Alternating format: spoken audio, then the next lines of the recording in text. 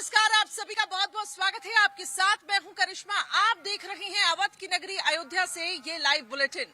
22 जनवरी 2024 को रामलला की प्राण प्रतिष्ठा है। इसको लेकर अयोध्या में तैयारियां जोरों पर है। लेकिन राम मंदिर आंदोलन में कई लोगों ने काफी महत्वपूर्ण भूमिका निभाई। काफी लोगों के इससे संघर्ष भी जुड़े हुए हैं, कई कहानियां भी जुड़ी हुई हैं। ऐसी ही एक कहानी से हम आपको रूबरू कराएंगे।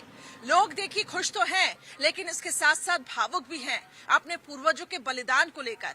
आखिर क्या है ये कहानी, इस रिपोर्ट में हम आपको दिखाते हैं। रघुपति राघव राजा राम, पतित पावन सीताराम। सीताराम जय सीताराम, पतित पावन सीताराम। हरि के गुण गाएंगे, झोपड़ी के भाग आज खुल जाएंगे, राम आएंगे। मेरी झोपड़ी के भाग आज खुल जाएंगे, राम आएंगे। अयोध्या की दास्तान खुद सुनाएंगे प्रभु श्री राम।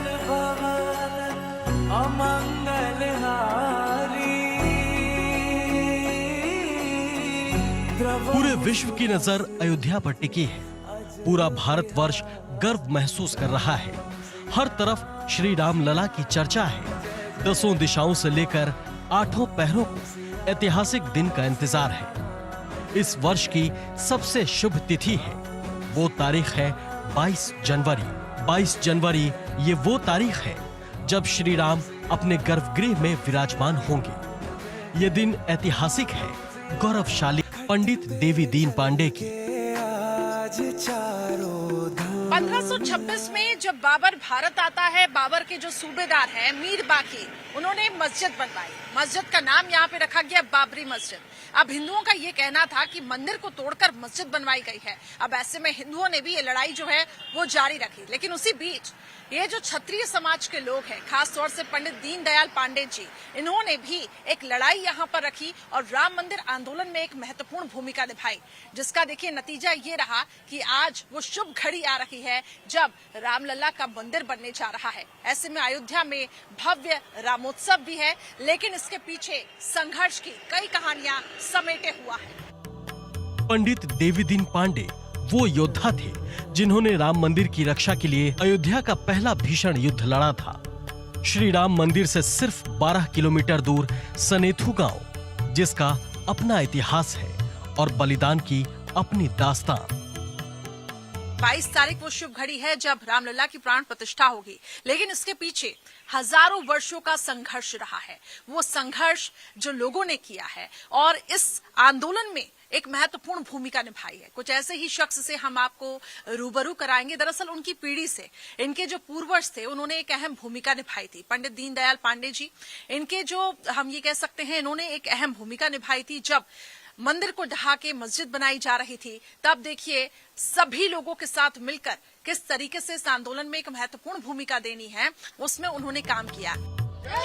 सनेथु गांव की ये तस्वीर देखिए। ये एक शूरवीर योद्धा देवी दीन पांडे के वंशज हैं। ये खड़े हुए ये सभी लोग बाबर की सेना से लड़ने वाले देवी दीन पांडे की 7वीं पीढ़ी से हैं। देवी दीन की पीढ़ी में महिलाएं हो या पुरुष, युवा हो या बुजुर्ग, अपनी पीढ़ियों के पराक्रम के विरासत को इन्होंने संजो कर रखा है। इस मियान में मुहजवानी दास्तान में तो जिन शस्त्रों का इस्तेमाल हुआ था इतने वर्षों पहले, वो शस्त्र आज भी यहाँ पर मौजूद है और ये कहीं ना कहीं उस वीरता का एहसास दिलाते हैं। ये मैं आपको दिखा रही हूँ, आप इसके बारे में थोड़ा बताइए, कितने वर्ष पुरानी होगी ये तलवार? ये लगभग 500 वर्ष पुरानी है। आपने ये भी बताया था कि दीनदयाल पांडे जी की अगर हम बात करें, देवी दीन पांडे जी की अगर हम बात करें, तो करीबन कितने लोगों का वध उन्होंने किया? 707। अच्छा, 707। ये लड़ाई इसी से? हाँ, इसी लड़ी थी। उनका जो भाला है वो भाला हनुमानगढ़ी पे मौजूद है, गेट पर। अच्छा। किसी से पूछेंगे आप बता देंगे। और ये आपके यहाँ रखा हुआ है वीरता के? हाँ, ये वीरता चौक पे रखा है। ये राजा के यहाँ था, अयोध्या राजा के यहाँ। वहाँ से हमारे पूर्वजों ने इसको लाया वापस मांग के, वहाँ जो है रखी थी राजा बिमलेंद्र मोहन के यहाँ। इस महायुद्ध को लेकर दुर्गा प्रसाद पांडे ने बताया कि देवी दीन पर पीछे से वार किया गया था, लेकिन शहादत से पहले उन्होंने उस युद्ध में बाबर के 700 सैनिकों को अकेले मारा था। जब बाबर 1527 में दिल्ली का शासक बना। जी। इसके बाद उसका सेनापति था मीर बाकी, जिसकी मजार है यहाँ सैनवा में। उसको भेजा कि मंदिर तोड़ करके मस्जिद बनाई जाए। मंदिर को जब उसकी सेना ने तोड़ने का काम शुरू किया तो हमारे जो पूर्व देवी दीन पांडे थे, इनको सूचना मिली कि मंदिर तोड़ रहे हैं बाबर के सैनिक। तो इन्होंने दूसरे दिन अपने आसपास के क्षत्रियों को इकट्ठा किया। इसके बाद एक राय मशविरा हुई कि चलो हम लोग भी चढ़ाई करते, अपना धर्म संकट में जा रहा है। तब जो है पूरी सेना लेके भी चढ़ाई की। 7 दिन युद्ध चला। जी। 7 और उस युद्ध में ये शस्त्रों का इस्तेमाल हुआ। देखिए एक बार फिर से हम अपने दर्शकों को दिखा दें, उस युद्ध में इन शस्त्रों का इस्तेमाल हुआ। ये वही तलवार है ना? और इसके बाद ये जो लड़ाई है वो लड़ी गई है, तो काफी वर्षों पुरानी ये लग रही है। करीबन कितने वर्ष पुरानी होगी? अरे लगभग 500 तो हो गया। 500 साल। तो 7 दिन युद्ध चला। 7वें दिन तक बाबा वो देवी दीन पांडे ने 700 सैनिकों का वध कर चुके थे। 700 सैनिकों का वध किया। जी। अकेले 700 सैनिकों का वध किए थे। वो बाबर ने अपने तुर्क बाबरी में भी लिखा है और गजेटियर में भी लिखा है कि अकेले देवी दीन पांडे ने हमारे 700 सैनिकों को वध किया। इसके बाद उनका जो सैनिक था मीर बाकी पीछे से लखौरी ईंट से प्रहार कर दिया। हौदा था, हौदे के पीछे से छिप करके प्रहार कर दिया तो उनका सिर फट गया। सिर फटने के बाद अंगूछे से अपना सिर बांधे, फिर 7 मुगलों का जो है वध किया। फिर पीछे से किसी दूसरे अस्त्र से प्रहार कर दिया। फिर घुड़सवारी से गिर गए बाबा, फिर नहीं उठे, वीरगति को प्राप्त हो गए। ये शहादत सिर्फ राम मंदिर के लिए नहीं थी, ये शहादत अयोध्या और पूरे भारतवर्ष के लिए थी। इनसे मिलिए, ये हैं पंडित दीनदयाल पांडे जी के वंशज, जो अपने पूर्वजों के बलिदान को याद करके बेहद भावुक भी हैं और खुश भी। भावुक इसलिए क्योंकि इनके पूर्वजों ने राम मंदिर के आंदोलन के समय अपने प्राणों की आहुति दे दी। आपको क्या लगता है प्रधानमंत्री नरेंद्र मोदी के नेतृत्व में हो पाया? प्रधानमंत्री नरेंद्र मोदी की महान कृपा है, योगी आदित्यनाथ जी की महान कृपा है, उन्हीं के अथक प्रयासों से। क्योंकि मोदी जी भी बहुत दिन से जुड़े थे, अयोध्या में आए थे, सौगंध लिए थे कि मैं अयोध्या में जब आऊंगा जब मंदिर का निर्माण करूंगा। आप भावुक हो गए हैं, भावुक हो रहे हैं। बात को याद करिए, हम लोग भी गए थे ना कारसो में। अच्छा। 92 जब वो चला था, भाजपा और यहाँ रैली हुई थी। हमारे बगल के 8-10 आदमी मर भी गए थे, एक्सीडेंट हो गया था उसी में। इतनी सारी चीजें हमने देखी, हमने भी कुछ बलिदान किया है, तो हमें भी उस पल का साक्षी बनना है। आप क्या चाहती हैं अम्मा? देखना चाहती हैं? हाँ, देखना चाहिए। राम जी जब विराजमान होंगे अपने स्थान पे, तो देखना चाहती हैं? हमारे पूर्वजे हुआ बलिदान दिहन और किहन, उनके देखा चाहिए थे कि आज हमारा सौभाग्य बा कि हम देखी। कैसा महसूस कर रही हैं अभी फिलहाल? अच्छा, लेकिन वह जब बतावे लागिन कि खून बहा है जब मुलायम के राज में, बहुत से लाला जूझ गए हैं, तो वही से आंख में आंसू आ रहे हैं। हाँ, लेकिन आज बहुत खुशी है, बहुत खुशी है बच्ची, अपार खुशी। अच्छा लग रहा है। हाँ, जितना आदमी हमें सब मिले हैं, देश प्रदेश सब आदमी हमें दर्शन करें भगवान राम लला के। ठीक है, आप हाँ, दर्शन करना लला के चाहते भक्त हैं। आप देखा पूजा हम ही करते हैं। अच्छा। हाँ, सब बच्चे हैं हमारे। हाँ, इनके घर में सभी शस्त्र आज भी मौजूद हैं, जिनसे इनके पूर्वजों ने लड़ाइयां लड़ी। आज जब राम मंदिर बनने जा रहा है, इनकी मांग है कि इन्हें भी निमंत्रण दिया जाए ताकि ये उस पल के साक्षी बने। दीनदयाल पांडे जी के जो वो थे और उनकी जो ये पीढ़ी है, 7वीं 8वीं पीढ़ी जिसका आप जिक्र कर रहे हैं, इन्होंने ये कहा है कि उन्होंने वीरगति को प्राप्त किया, लेकिन वो लड़ाई उन्होंने लड़ी है और उस लड़ाई का हम ये कह सकते हैं कि हमें खुशी हो रही है कि वो दिन नजदीक आ रहा है जब रामलला जो है वो विराजमान होंगे। यानी कि जो कठिन मेहनत थी, कठिन संघर्ष था, वो देखिए उसका फल मिल रहा है। लेकिन इन सब के बीच इनकी एक मांग भी है। अब वो मांग क्या है वो हम आपको सुनवाते हैं। आप अपनी मांग बताइए। हमारी मांग है जैसे हमारे गांव का विकास थोड़ा बहुत हो, इसके बाद से मंदिर बन रहा उसमें हमारा आमंत्रण आवे, हम भी वहाँ उपस्थित हों। हमारे पूर्वज थे देवी दीन पांडे, जिन्होंने 700 मुसलमानों को मौत के घाट उतार दिया और मरते मरते 7 मुसलमानों को पगड़ी बांध करके मार करके वहीं पर वीरगति को प्राप्त हुए। लेकिन हम लोगों को जन्मभूमि से कोई आमंत्रित नहीं किया गया है। तो आप चाहते हैं कि आपको आमंत्रण मिले? जी हाँ, हम लोग भी आना चाहते हैं, उसके लिए हम लोगों को भी निमंत्रण दिया जाए। हमारी भी यही मांग है कि हम लोगों को निमंत्रण मिलना चाहिए और उस दिन 22 तारीख को हम लोग दीपावली मनाएंगे और मंदिर पे सुंदरकांड होगा। जी हम अत्यंत आनंदित हैं। आनंद का जो सीमा है उसका वर्णन करना असंभव है। खून में उबाल आ गया है कि हमारे पूर्वज इतने महान थे, हम उनके वंश। तो देखिए अब वक्त नजदीक आ रहा है, ऐसे में पूरे अयोध्या को छावनी में तब्दील कर दिया गया है। जगह जगह आपको यूपी पुलिस का पहरा दिखाई देगा। एआई तकनीक और ड्रोन के जरिए पूरे इलाके की नजर रखी जा रही है। राम मंदिर और उसके आसपास के परिसर में यूपी पुलिस का पहरा है। आपको बता दें इससे पहले सीआरपीएफ पूरे इलाके की जिम्मेदारी संभाल चुकी है, लेकिन इस वक्त अयोध्या में सिक्योरिटी के पुख्ता इंतजाम किए गए हैं। प्रधानमंत्री नरेंद्र मोदी इसके अलावा कई ऐसी बड़ी हस्तियां शामिल होने जा रही हैं और कोई भी चूक ना हो और कोई भी अप्रिय घटना ना हो, इसको लेकर अयोध्या में सुरक्षा के पुख्ता इंतजाम है। एक रिपोर्ट आपको दिखाते हैं।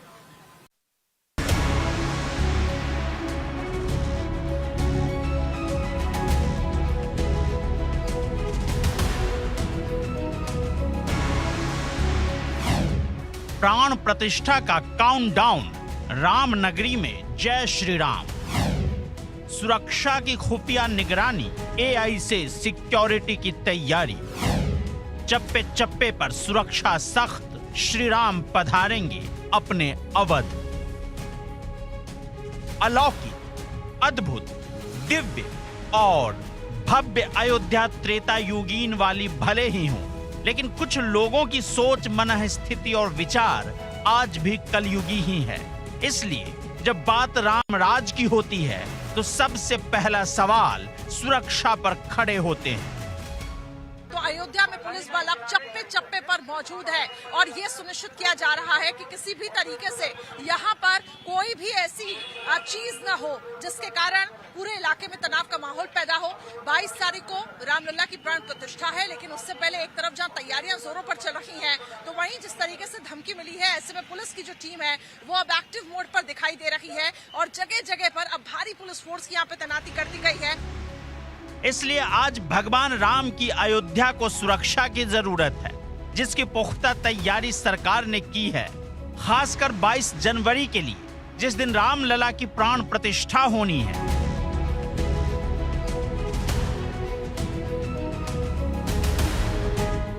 अयोध्या में श्री राम की प्राण प्रतिष्ठा समारोह के दौरान intelligence bureau, research and analysis wing के साथ आर्टिफिशियल इंटेलिजेंस के जरिए खुफिया निगरानी करने की तैयारी है।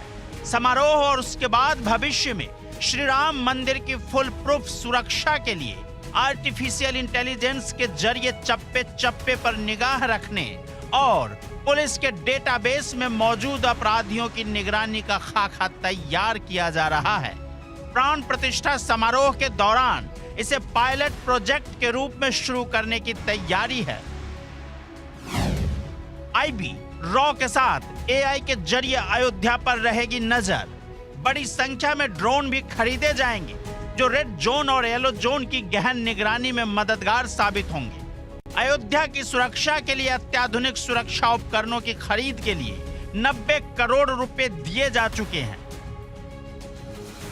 सूत्रों के मुताबिक इसके लिए कई कंपनियों ने प्रदेश पुलिस से संपर्क साधा है।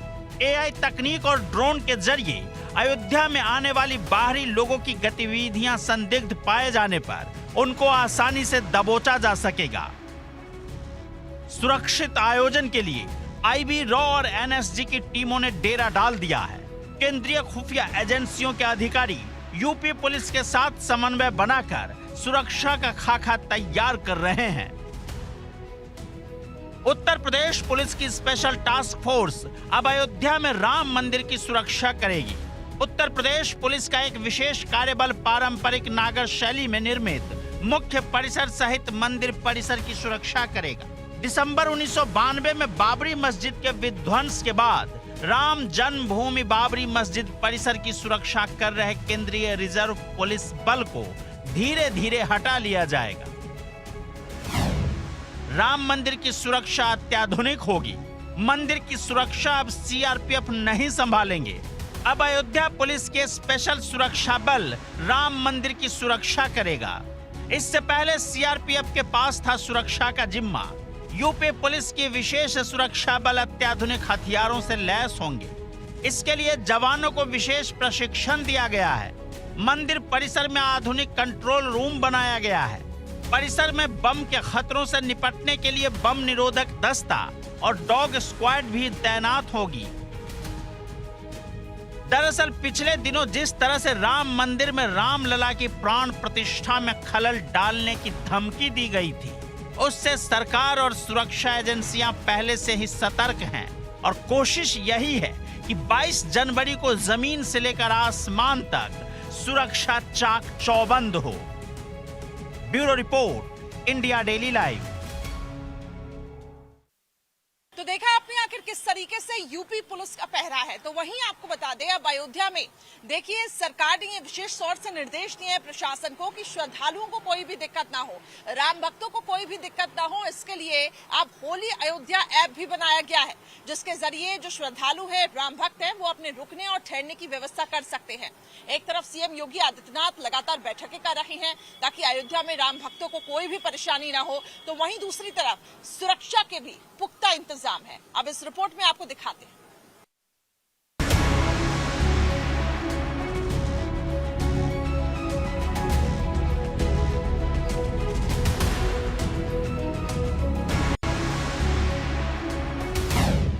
भक्तों की आस्था, होली अयोध्या ऐप से रुकने की व्यवस्था।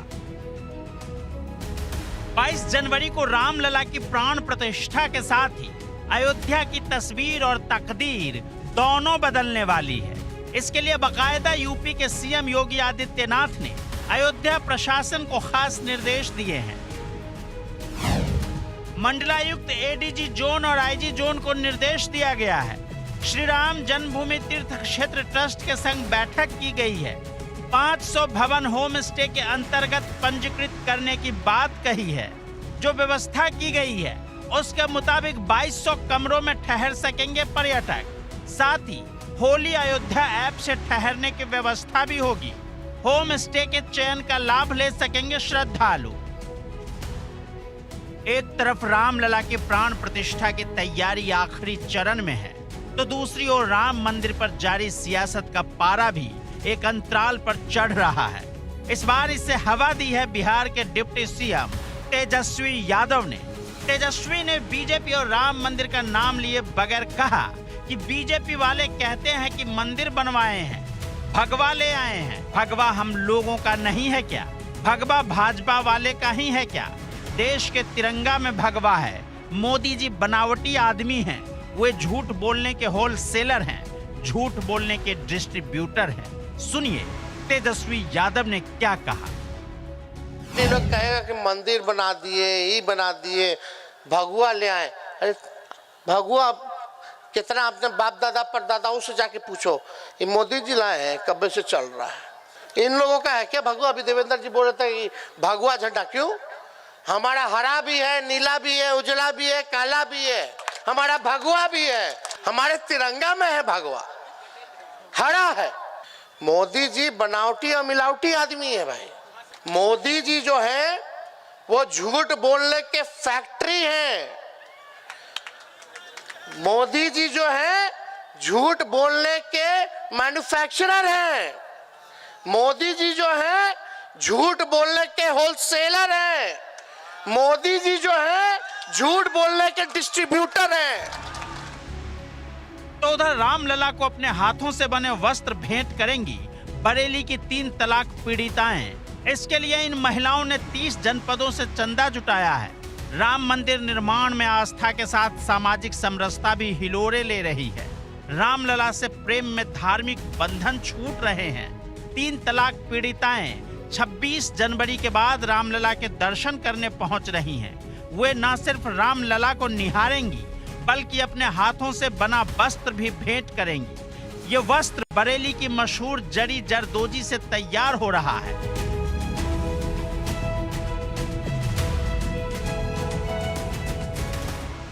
मंदिर निर्माण में योगदान के लिए 3 तलाक के खिलाफ मुखर मेरा हक फाउंडेशन की अध्यक्ष फरहत नकवी के नेतृत्व में मुस्लिम महिलाएं अभियान चलाकर सहयोग राशि जुटा रही हैं। ये महिलाएं बरेली, बदायूं, रामपुर, मुरादाबाद, मेरठ, प्रयागराज समेत 30 जनपदों से चंदा जुटाएंगी।